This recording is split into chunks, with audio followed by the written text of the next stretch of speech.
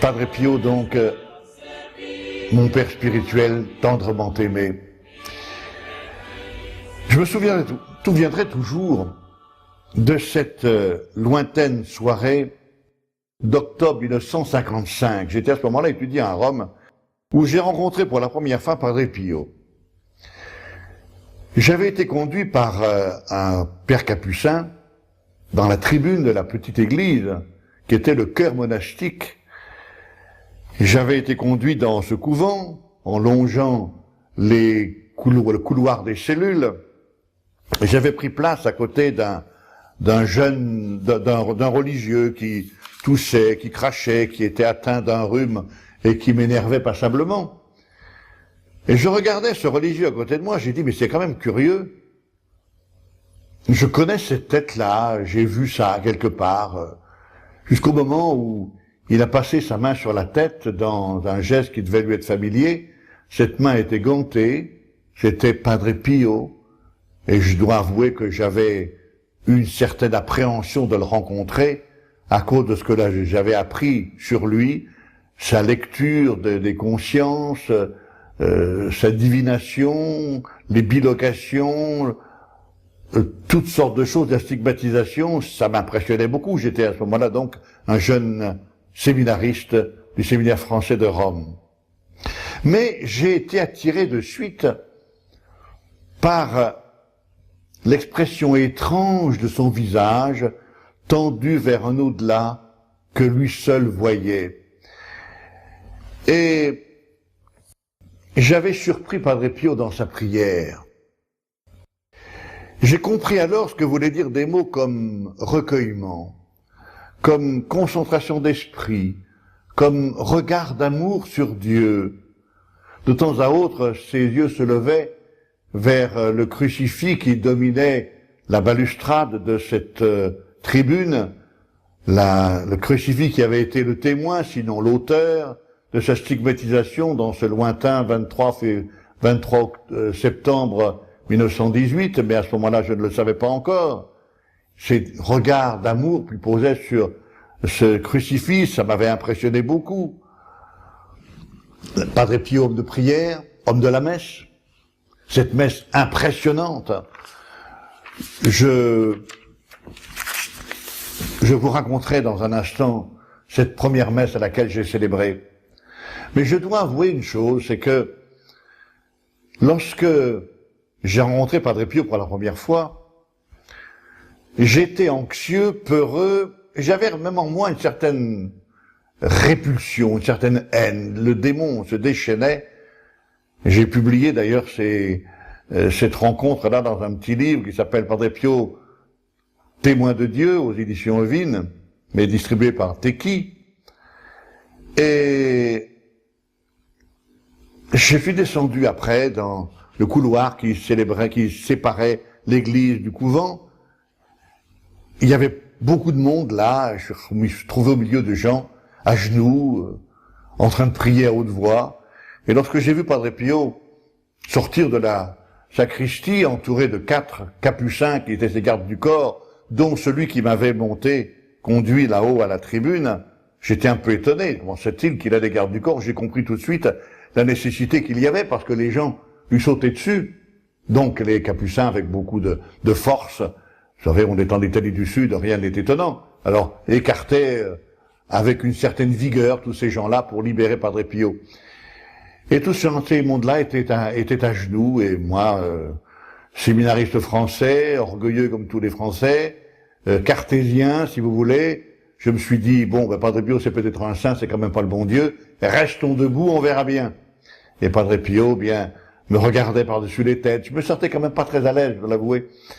Jusqu'au moment où, finalement, le père capucin qui lui servait de garde du corps me désigne à lui et lui dit, Père, c'est un prêtre français qui voudrait vous voir. Et Padre Pio, sans me regarder, lui répond, non, pas prêtre, séminariste seulement. Ça a été pour moi de déclic. Je me suis dit, soyons prudents, mettons-nous à genoux. Et je me suis mis à genoux. Et comme s'il avait attendu ce moment, il est venu vers moi, m'a pris la tête dans ses mains, m'a serré sur son cœur, j'ai senti ce parfum, je ne savais pas que c'était son sang, mais voyez l'état d'esprit qui était le mien à ce moment-là, je me suis dit, et en plus ce parfum, en plus. Mais il m'a imposé les mains et j'ai senti là une déflagration électrique, quelque chose de fantastique, phénoménal. Je ne connaissais pas ce phénomène, plusieurs fois je l'ai éprouvé. J'ai su après que c'était à mettre en relation avec la parole de l'évangile, s'adaptant à Jésus. Une force sortait de lui qui les guérissait tous. Il me prend la figure dans ses mains, me regarde dans les yeux, il me dit « Oh, tu as fait un voyage très long, 35 heures. » Un rapide calcul m'a montré que il s'était pas trompé. J'avais effectivement voyagé 35 heures dans le train. J'avoue, ne voulais pas aller là. Et puis le démon tout entier, l'enfer tout entier était là dans ce train. Rappelle-toi, dans le wagon. Le wagon, mon compartiment était vide alors que le wagon était archi-comble. Le train était archi-comble. Mais mon compartiment était vide. Les gens ouvraient la porte. Ne me voyaient pas en face, mais regardaient la banquette de gauche, la banquette de droite. Comme si j'avais vu du monde. Et là, il m'a donné l'explication, les démons étaient là, ils ne voulaient pas que j'aille là. Et puis il me dit, écoute, demain je te verrai à 9h, j'ai beaucoup de choses à te dire. Le lendemain, 5h du matin, je monte, 5h moins le quart, je monte à l'église du couvent. Il y avait là des gens qui étaient agglutinés sur la porte, qui récitaient le chapelet à une allure vertigineuse. Jusqu'au moment où, à 5h moins le quart, on entend un bruit de clé, la porte de petite église s'ouvre brutalement, et tous ces gens-là rentrent comme des furies à l'intérieur. J'étais assez estomaqué, étonné, à la limite scandalisé, parce que j'avais jamais vu rentrer des gens comme ça dans une église. Et quand je suis rentré finalement moi-même après, j'ai vu que tous ces gens-là étaient agglutinés sur le petit autel sur le côté, donc c'était là que Padre Pio devait dire la messe. Ils avaient conquis de haute lutte cette place autour de la table de communion, agglutinés là, et les villages étaient devenus des villages extatiques. Et Padre Pio, finalement, est venu à célébrer cette Eucharistie d'une façon absolument extraordinaire. 2h moins le quart, elle a duré 2 heures, avec des phénomènes fantastiques, parler avec quelqu'un qui était sur l'autel. J'étais finalement arrivé. Vous savez, quand on est étudiant à Rome, on a un peu l'habitude de la foule, alors on sait comment manœuvrer pour avancer un peu. Je suis arrivé à 1,5 m à peu près de lui. Je le voyais très bien, parlant avec quelqu'un, le Seigneur qui était là, écartant violemment le démon qui l'empêchait de consacrer avec une main, 2 mains, poussant. C'était quelque chose d'impressionnant. On avait la gorge serrée, c'est évident. S'effondrant à la consécration, en adoration devant son Dieu qui s'était fait pain et vin. Et puis, au moment de la communion, phénomène de luminosité, il émettait de la lumière. Il y avait à côté de moi un ecclésiastique, un monseigneur qui était le secrétaire du cardinal Lercaro de Bologne, avec qui j'avais lié conversation, et je lui avais dit, écoutez, si jamais il se passe des choses extraordinaires dans cette messe, voulez-vous que je vous en fasse part pour ne pas que je me trompe ou que je me leurre? Vous gardez la tête froide, c'est important. Il y a tellement de choses extraordinaires, je veux garder la tête froide. Il m'avait regardé avec un petit œil, un œil un peu entendu, comme s'il disait, tu n'as pas fini de t'étonner, c'est vrai. Voilà que ce phénomène de luminosité arrive, éclairant. Les lampes étaient devenues un peu pâles elles-mêmes. Il émettait de la lumière, et je me suis dit, mais comment vais-je faire pour exprimer ça à ceux à qui je raconterais cette aventure? Et j'ai simplement trouvé ceci, Padre Pio, c'était une ampoule électrique en forme de Padre Pio qui émettait de la lumière. Ses vêtements étaient devenus tout blancs. J'étais ému, je voyais ce monseigneur à côté de moi, les larmes aux yeux. Je lui dis, monseigneur, qu'est-ce qui se passe ici? Et lui, dans son émotion, me dit, regarde bien, c'est le phénomène de luminosité qui est le propre de très grands mystiques, c'est-à-dire que l'esprit prend tellement possession de la matière qu'elle devient translucide et rayonnante. Il me dit, rappelle-toi, lorsque Jésus sur le Tabor a été transfiguré, c'est exactement ça qui s'est passé. Padre Pio, transfiguré. Et à la fin, j'ai eu la joie, la grâce d'aider ce monseigneur à dévêtir Padre Pio, enlever ses vêtements sacerdotaux. Je me rappelle que j'ai eu c'est moi qui lui ai défait le cordon de son aube. J'ai un morceau de ce ruban rouge. Padre Pio avait un ruban rouge et puis des parements rouges aux mains, aux manches. Et lorsqu'il a enlevé son aube, j'ai dit tiens, je vais voir les stigmates. Mais juste avant d'enlever ses manches, il a remis d'un geste rapide ses gants, mais comme s'il avait lu dans mon cœur ce désir que j'avais, du revers de la main, avec un grand sourire, il m'a lancé sa main sur les lèvres. Un choc assez fort, mais je me suis dit, mais j'ai du sang ici, alors j'ai épongé mes lèvres, il y avait effectivement du sang sur ce mouchoir, et ce sang était parfumé. Le parfum que je ressentais depuis la veille, depuis le moment d'on arrivait, c'était son sang qui était parfumé. Ce sang dont j'ai ici quelques taches, quelques bribes, j'ai ici quelques morceaux du pansement de la plaie du cœur, également ici, imprégné du sang. Et il m'a dit après, eh bien, je te verrai tout à l'heure. Il a donné la communion 1 heure après aux gens qui étaient là. Il ne donnait pas la communion pendant cette messe. J'ai communié de sa main. Et puis, quelque temps après, il est descendu au confessionnal. J'ai éprouvé à ce moment-là le besoin de me confesser. Or, j'avais lu au mois d'août un article sur lui où il était précisé que par moment, il fallait attendre 3 semaines avec un billet d'attente. Et j'avais dit à ma bonne maman qui est ici dans ce cadre, bonne maman, j'ai dit, tu te rends compte, je peux pas quand même rester 3 semaines là-haut, j'ai un examen à passer à Rome. Et puis, vas-y, moi, elle m'avait dit, oh ben non, tu vas arriver un soir, tu vas rester le lendemain, tu vas repartir le surlendemain, tu vas rester 2 jours, ça suffit. J'ai éprouvé le besoin de me confesser, et je ne savais pas qu'il y avait un passe-droit, c'est-à-dire que chaque 5 civils, on mettait un habit religieux, c'est-à-dire un séminariste, un prêtre, une religieuse, peu importe. Donc, le capucin qui faisait la police se compte 1, 2, 3, 4, 5, et il me met le 6e, 7, 8, 9, 10, et le Monseigneur passe après. Et alors j'ai préparé ma confession en italien, bien sûr. Et lorsque je suis rentré dans le confessionnal, ce qui était le coin de cette sacristie fermée de rideaux blancs, il était assez sombre à l'intérieur, il y avait un prie-dieu d'à peu près 1 mètre de large, sur la genouillère duquel lui posait ses pieds, il était assis sur une chaise, et le coude sur la planche comme ça. Moi, j'étais à genoux à côté de ses pieds, et j'étais dans l'autre sens, on avait pratiquement tête contre tête. Et je lui dis, Père, je suis français. Bene, quoi de fecisti? Qu'est-ce que tu as fait? Me demande-t-il en latin. Je lui dis, parle italien, je comprends. Bene, cosa hai fatto? Qu'est-ce que j'ai fait? Je ne sais pas. Le trou noir, la panne, si vous voulez, de mémoire. Et il me met la main sur l'épaule, me dit, mais courage, fatti coraggio, prends courage. Qu'est-ce que tu as fait? Père, je ne sais pas, je me rappelle plus. 2 ou 3 fois comme ça. Et finalement, je commence à paniquer. Et je lui dis, Père, j'ai fait telle et telle chose. J'ai trouvé ça dans ma tête. Il m'a dit, c'est vrai, mais tu oublies que ça a été pardonné vendredi dernier, ça. C'était la stricte vérité. Alors là, je me suis senti désarmé complètement. Il m'a dit, mais il y a 2 ans, il y a eu ceci.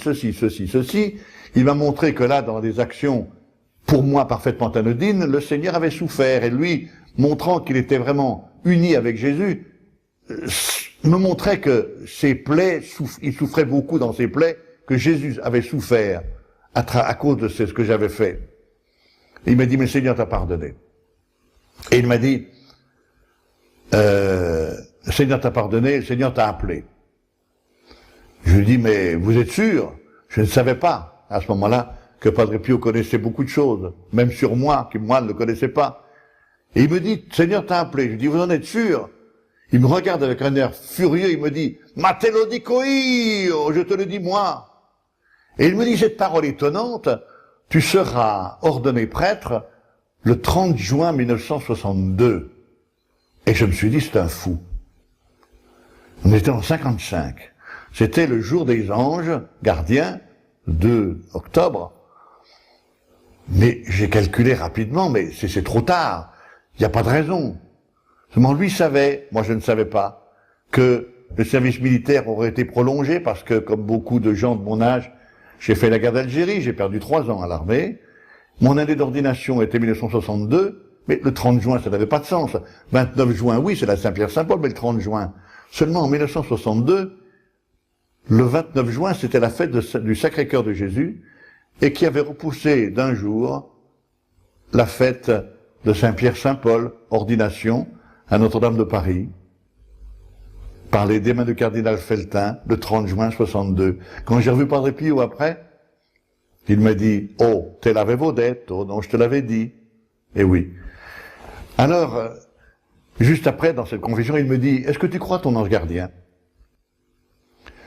Toujours cartésien, je lui dis « Vous savez, père, mon ange gardien, moi je l'ai jamais vu. » J'ai ramassé là la paire de gifles la plus célèbre de mon existence.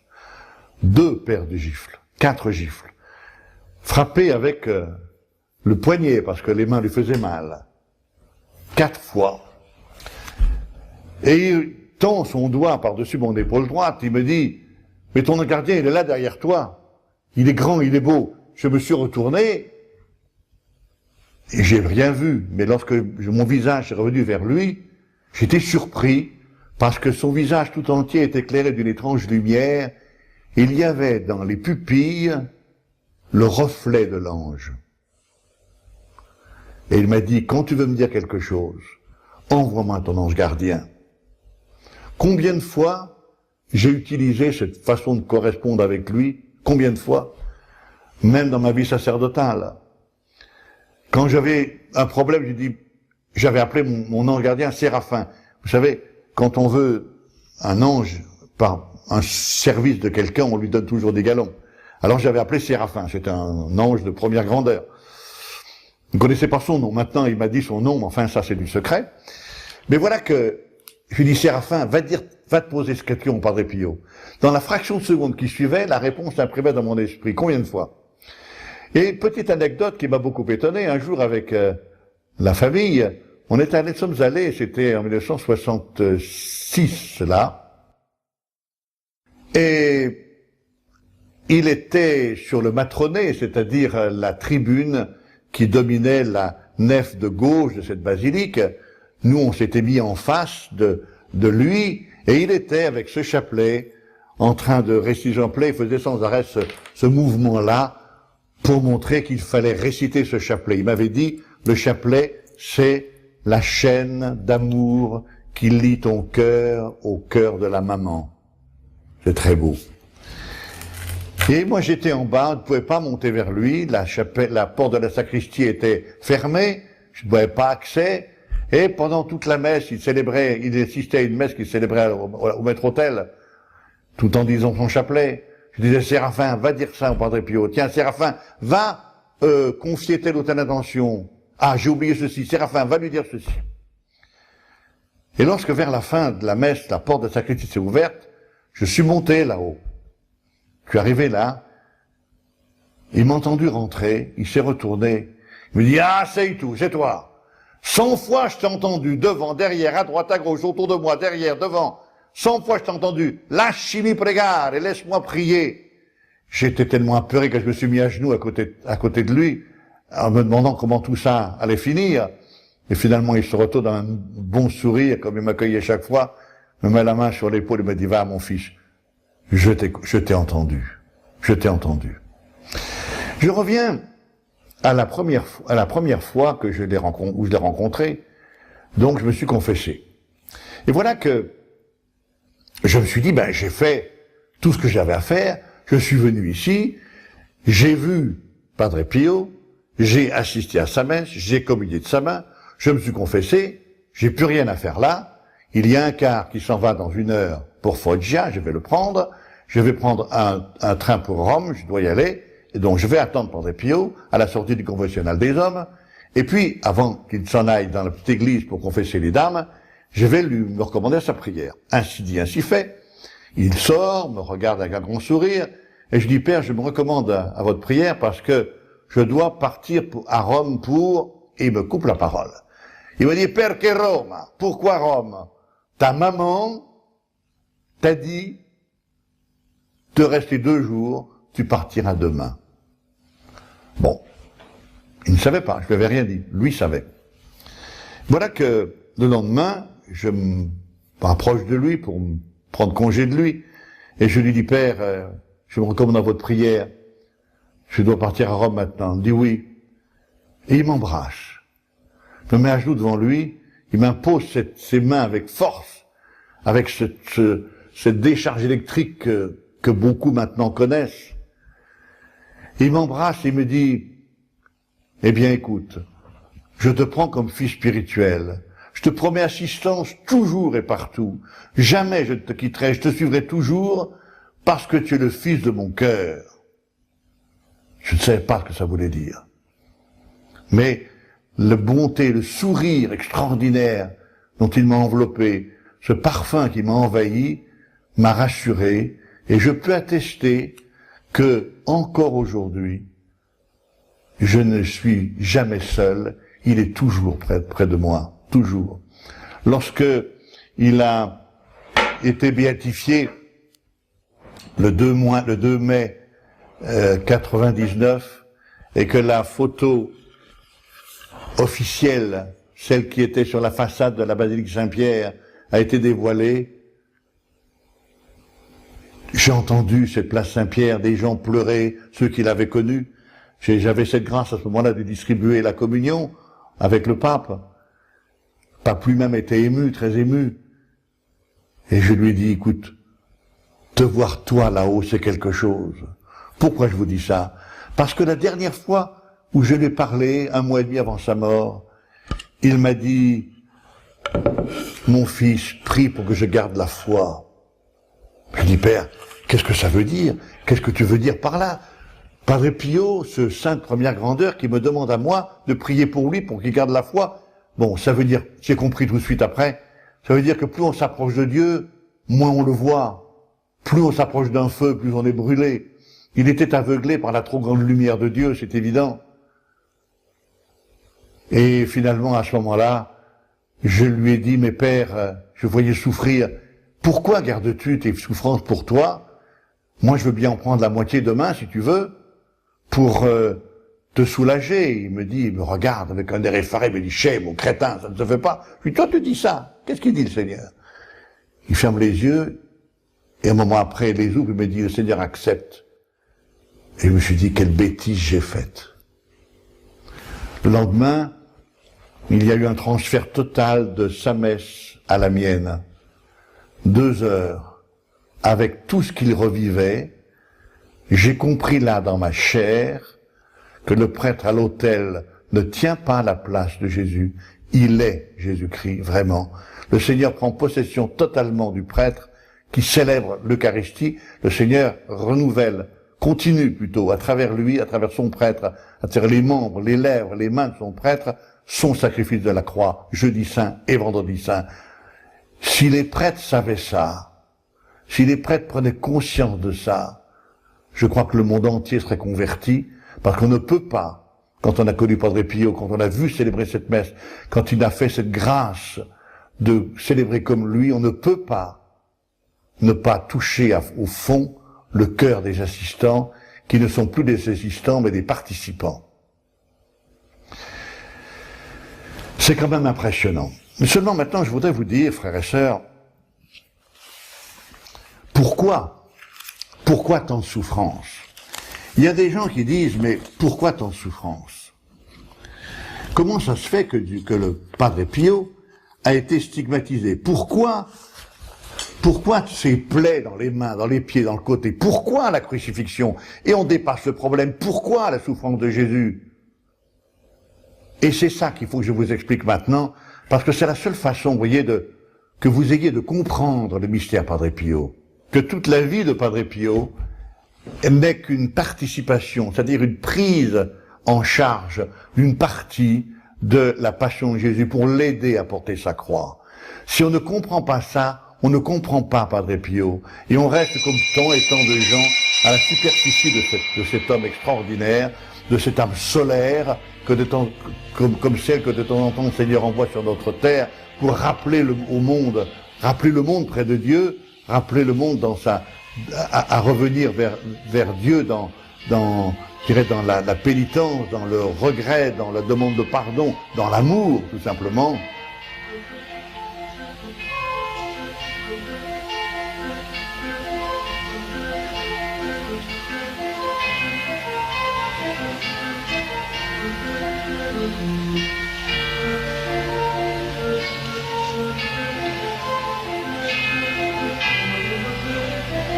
C'est quelque chose d'extraordinaire. Padre Pio, vraiment, vivant la messe, je vous l'ai expliqué tout à l'heure, sacrifice de la croix, jeudi saint, vendredi saint, les deux moitiés d'une même action, lui vivait cela, enseignant.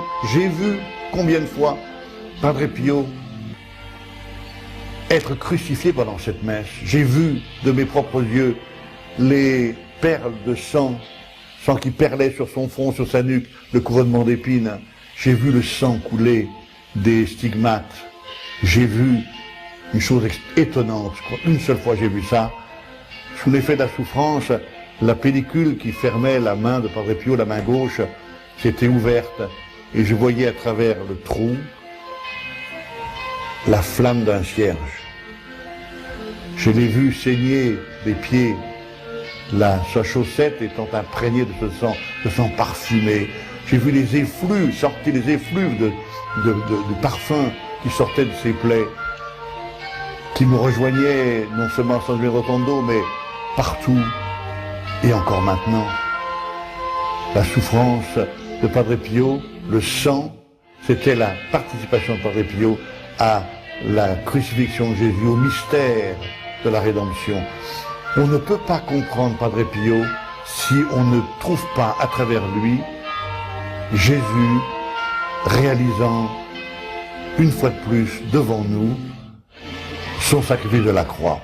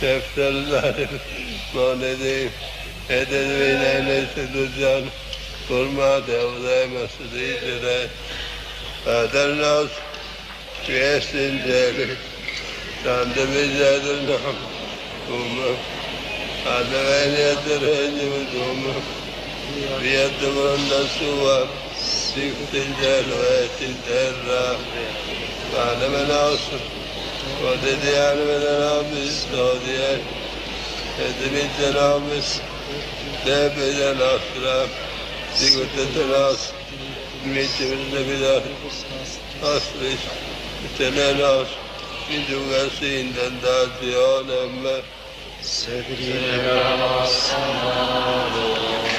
Amen, libera i nostri personaggi. Fratelli da Santissimo.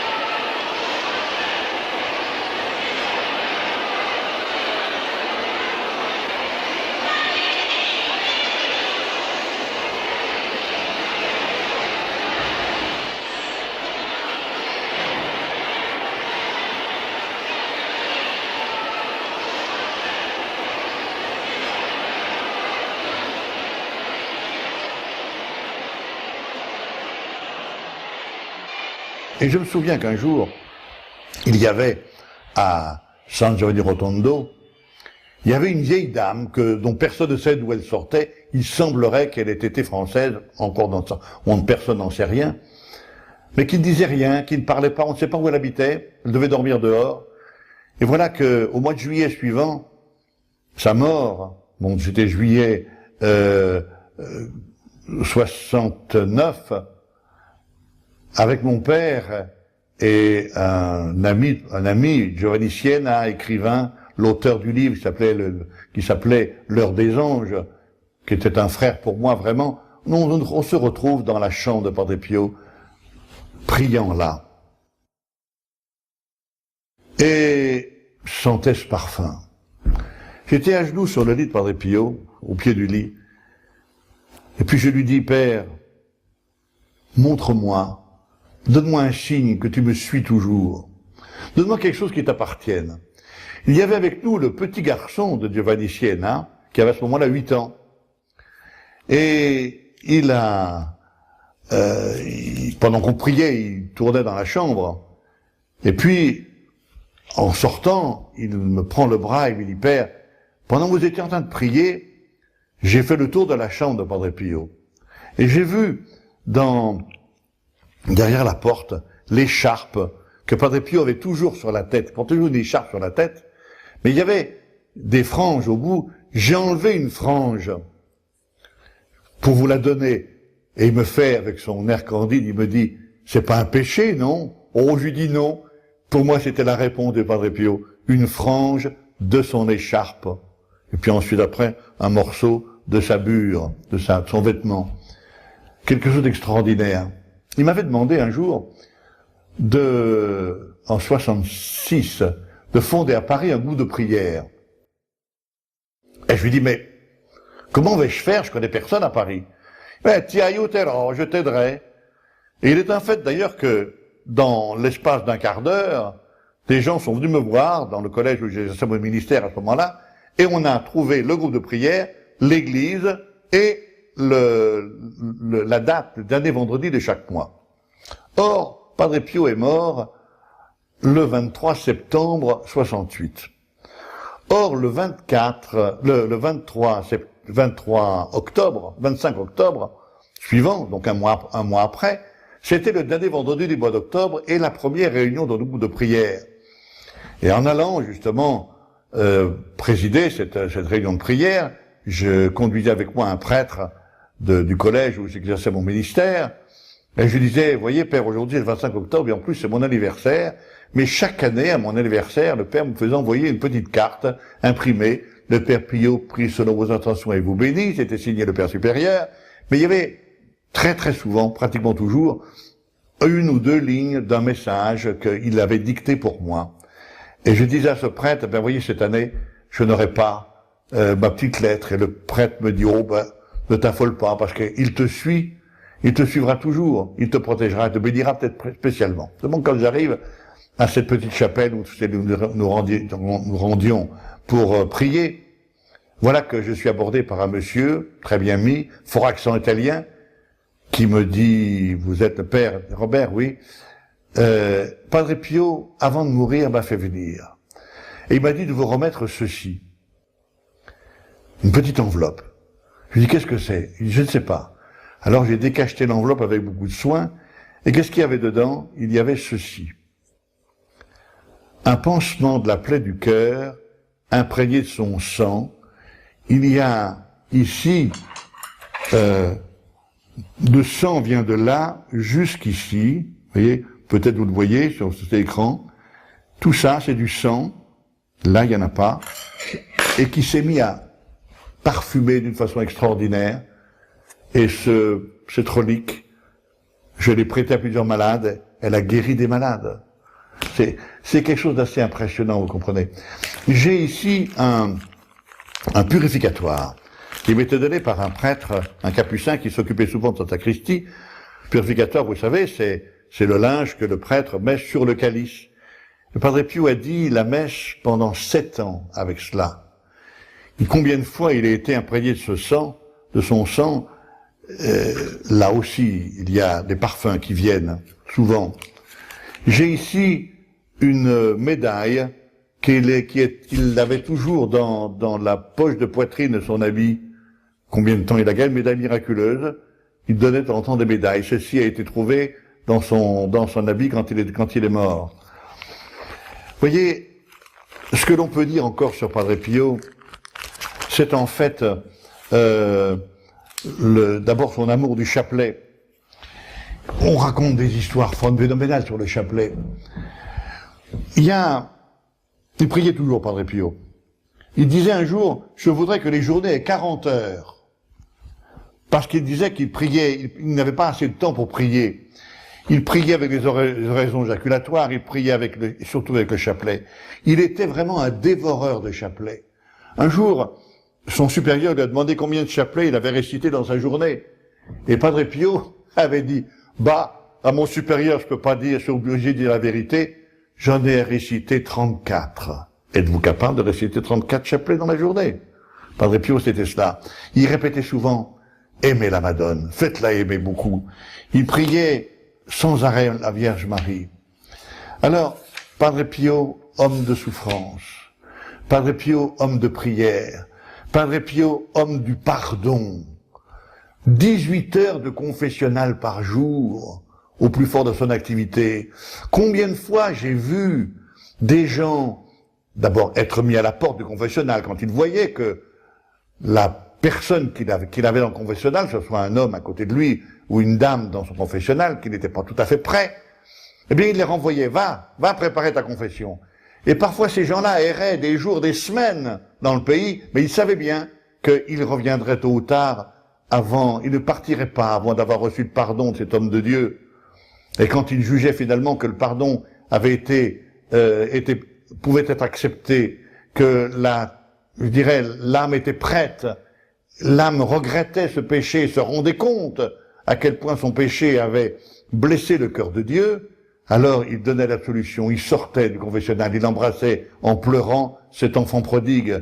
Et après, on voyait cette personne, homme ou femme, sortir de la petite église, monter sur le banc circulaire qui entourait un petit orme qui était là, un petit arbre, et recommencer sa confession devant tout le monde. J'ai fait ceci, j'ai fait ça, j'étais un bandit, j'ai tué, j'ai volé, j'ai fait telle et telle chose.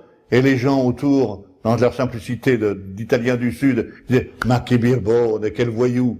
C'était quelque chose d'extraordinaire, l'explosion de joie de ces gens enfin pardonnés. Et moi, ça m'a fait penser une chose, lorsque nous nous confessons, est-ce que vraiment nous regrettons nos fautes? Est-ce que vraiment nous avons conscience que le cœur du Seigneur a saigné à cause de notre péché? Combien de fois, en tant que confesseur, on recevait au moment de Pâques ou de Noël, des fêtes, grandes fêtes, des gens qui se confessent par habitude. On essaye à ce moment-là de vraiment leur inculquer, réveiller en eux ce sentiment de regret. Parfois on n'y arrive pas, on dit Seigneur, prépare ce cœur, parce qu'on peut donner l'absolution, elle n'est pas reçue parce qu'elle n'est pas attendue. Homme de pardon, Padre Pio, homme de la messe, je l'ai vu, mais homme de souffrance, homme de la messe, homme de l'offrande au cours de cette Eucharistie.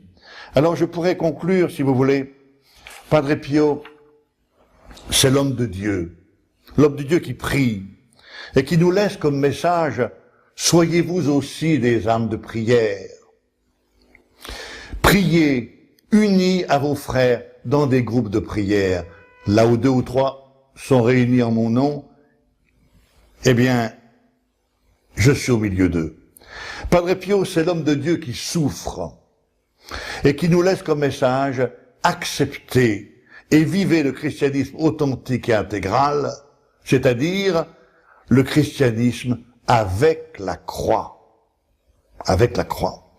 Padre Pio, c'est l'homme qui absout et qui pardonne et qui nous laisse comme message, avec la confession fréquente, vivez et grandissez dans la grâce sanctifiante. Padre Pio, c'est l'homme de Dieu qui s'offre et qui nous laisse comme message à la messe, offrez Jésus crucifié et offrez-vous vous-même avec lui. C'est tout ça que le Padre Pio est venu nous dire de la part de Dieu.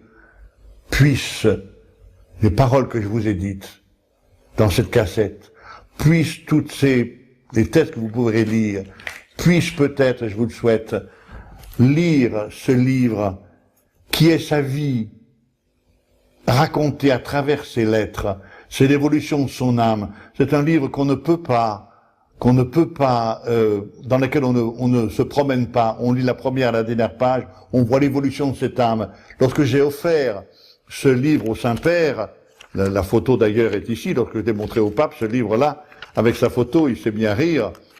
Le pape m'a dit une chose étonnante. Vous voyez, il m'a dit, voilà la photo du pape, c'est en 87, il m'a dit, tu as fait un travail colossal, j'ai lu ce livre la plume à la main, et je le garde sur mon bureau.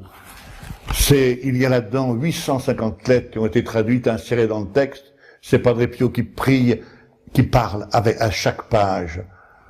Je vous souhaite, frères et sœurs, justement, de comprendre cela. Je vous ai dit tout à l'heure, je vous ai parlé de cette vieille dame qui était là, à San Giovanni Rotondo, qui était là, qui tournait sans arrêt.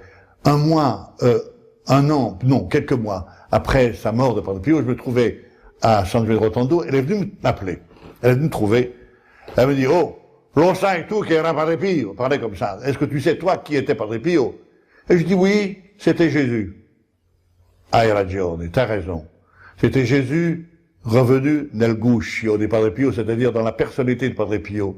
Parce que, continue-t-elle, s'il était revenu dans sa personnalité d'avant, les prêtres les premiers l'auraient crucifié de nouveau.